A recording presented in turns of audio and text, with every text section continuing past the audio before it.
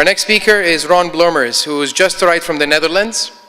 He is an acceleration coach for clean tech startups within the Dutch Climate-KIC program and is the founder and managing partner of Start You Up. He used to work at McKinsey & Company as a renewables, climate change and energy expert, and is a business economist with more than 20 years experience in green experience. We met Ron last month in Silicon Valley while on a startup tour organized by Climate-KIC, which he will tell you more about. Ron will give us some more perspective in terms of the European startup scene and also introduce you to Climate-KIC, which you've heard of a few times tonight. And last week I promised Ron a warm and sunny island, but I'm afraid the country's thermostat has malfunctioned. Last night's zivania over dinner hopefully warmed you up. So please join me in welcoming Ron to the stage.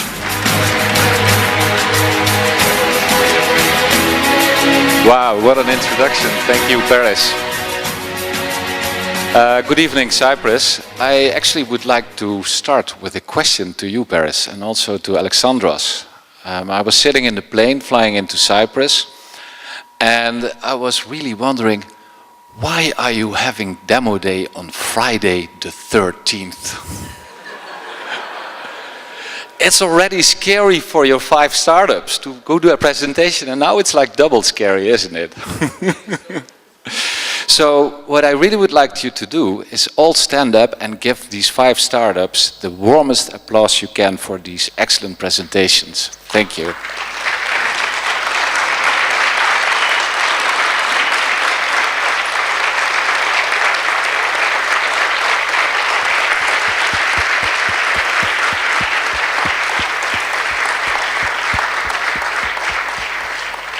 And then I was still in that plane, and I was thinking the number 13. And I once met a professor who knows a lot about ancient writings, and he actually told me that 13 is the number of change. And I would like to characterize this day actually as these 2 things. You know, Friday the 13th is probably about fear, and the number 13 in the old ancient writings is about change. And isn't that all what startups are about, I was thinking. And at the same time, there's this old Chinese saying which says, when the winds of change blow, some people are building walls and others are building windmills.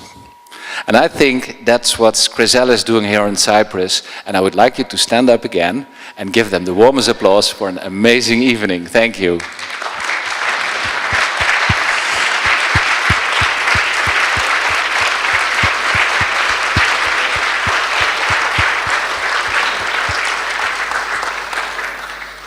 Now, my name is Ron Bloemers. I flew in from the Netherlands, and Chrysalis asked me to say a little bit about startups in Europe. Well, actually, I think I can be very short, because the Chinese proverb that I was just telling you about, the winds of change, I think that's actually blowing through Europe, and entrepreneurship, in my view, is back in Europe. We see it everywhere in Climate-KIC. I will tell you in a second about Climate-KIC. But their startups are emerging everywhere, and it's a great pleasure and honor to see it's also happening in Cyprus. Which one of you knows what Climate-KIC is? I can't see you very well, but could you please raise your hands, because I think I have to explain this a little bit. There's 1 person in the room, 2 persons, 3 persons in the room. Thank you. So Climate-KIC is KIC, stands for Knowledge Innovation Community, and it's actually an initiative of the European Union which are trying to make Europe more competitive, more entrepreneurial and more innovative on a worldwide scale. And actually this results into the European Union dedicating grants in several European countries, there are more and more countries, in 3 main areas. One area is innovation, and then you would have to think of research and development in laboratories. One is education, you could think of students exchange programs, and one is entrepreneurship. Now the third one, entrepreneurship, is the one I'm working in the Netherlands, in the Climate-KIC Entrepreneurship Program in the Netherlands. And I would like to tell you a little bit more about it. And I'm also very happy again to restate that Aquilligence is very welcome in stage 1 of our program in a couple of weeks.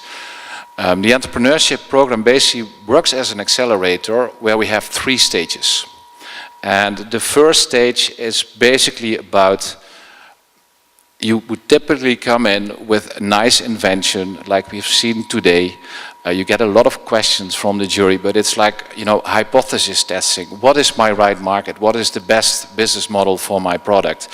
Etc., etc. You iterate a lot of times with your invention and find the right markets, find the right customer who will actually pay for your products, etc. Then, if that kind of has a final conclusion, they can go to stage 2. They have to apply for stage 2. And in the Netherlands, what we do now is you have to see, it sounds like a rigid rule, but it works. You have to see at least 100 clients. And since we also would like startups to be international, and from the Dutch perspective, 50% of your clients should be in your home market. 40% of your clients should be in Europe, and 10% of your clients should be outside Europe. Right? So also Aquilligence, if they make it in stage 2, they will go all over the world to test their product and actually face clients.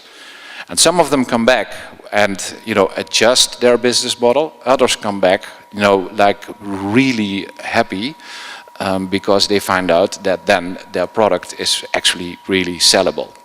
And then they're mostly ready for stage 3, and we call that investor strategy. And then we help the startups in seeking finance, finding investors, how to talk to them, solving basic questions. What is the valuation? How do I deal with it? You know, how many shares can I give away, etc. And the ultimate goal of Climate-KIC entrepreneurship is to make startups investor ready. That's a short story about Climate-KIC. I don't know if I can even take in some questions about it right now. Maybe one anecdote, and that's the connection with the European landscape. Everybody looks at Silicon Valley when we talk about startups. Last year I was there with my deputy director in the Netherlands. We were having a tour through Silicon Valley. We were talking to VCs. And we were talking to a lot of cool startups, and yes, we were at Google headquarters and Facebook headquarters and talked to the people over there. And we came back like hugely impressed. It was like, whoa, if that's the competition that we have to match against in Europe, that's going to be big. And I'm very proud to tell you that around 1 year later, and I think Paris will probably tell a little bit more about it, we selected 16 startups in the Climate-KIC program in Europe and went on a European Silicon Valley tour. That's just 3 weeks ago. And Enomap was joining us with it. And Frans and me were joking because we went also to the Cleantech Open Global Forum, which is a very prestigious Cleantech Open prize-winning event. And we said to each other, well, if we win 1 or 2 prizes in the subcategories, we are already really happy because the competition is really tough, good pitches, good companies. And then 2 European startups won 2 global Oscars out of the 5 categories, which made us very proud. And from the 16 European startups who are actually going through Silicon Valley, our impression was that the level at the moment in Europe is, well, matching the level in Silicon Valley right at the moment. And I think we can fairly conclude that entrepreneurship is back in Europe. And I'm really very happy to see that it's also now happening in Cyprus.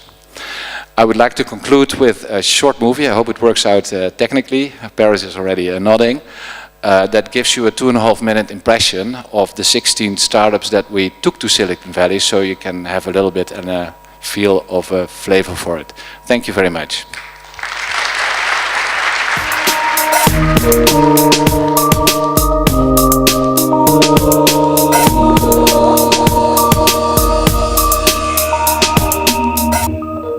What's really interested me about the way people do business here in Silicon Valley is really how simple it is for people to give you their attention. People are interested in meeting with you really quite readily. I was amazed how many meetings I was able to line up for the rest of the week, just in the space of time that I've been here at the beginning of the week. Doing business in Silicon Valley means actually a few things. People tend to work here very efficient, so at 8 a.m. they have already breakfast meetings. The second thing is people are actually very data driven. Make sure that you have your numbers ready and correct. The third thing is people love to follow up very quickly. People are very open, very friendly, very direct, looking for how your proposition could help in their network. But we came out of the session exploring a new market, because one of the professors actually mentioned, governments and especially the army as a potential client, and we looked at it and we said, fantastic. I was surprised by the dominance of just a few firms in the total size of the VC market, both in the United States and worldwide.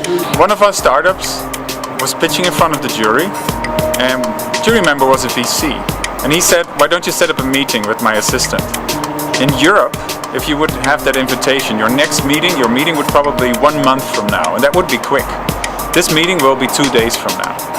So people here don't stuff their calendars, and they are much more flexible, so it's completely normal to have a meeting tomorrow if you run into someone today.